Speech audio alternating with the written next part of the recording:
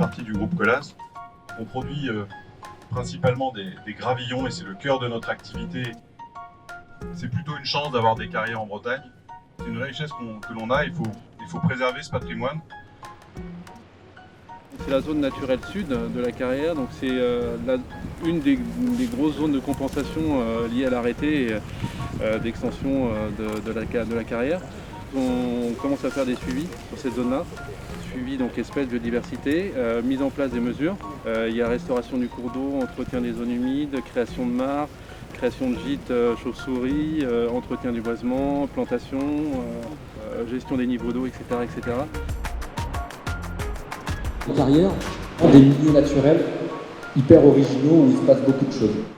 Les carrières, la biodiversité, comme je disais, c'est avoir un regard plus riche du travail. Bretagne Vivante avec les carrières, je dirais, a un recul de moins une trentaine d'années, qui est lié tout simplement à l'histoire du Grand Corbeau. On s'est aperçu qu'il avait commencé à nicher en carrière. Donc pour certaines espèces, effectivement, les carrières, même si elles sont en exploitation, jouent un rôle effectivement très très important. C'est devenu des îlots de biodiversité, souvent dans des espaces, dans des régions de Bretagne, où il n'y avait pas grand-chose, quoi. J'ai eu l'invitation à cet événement carrière et biodiversité. C'était important pour moi aujourd'hui d'être ici pour confirmer qu'il y a des choses qui ont été mises en place pour préserver l'environnement.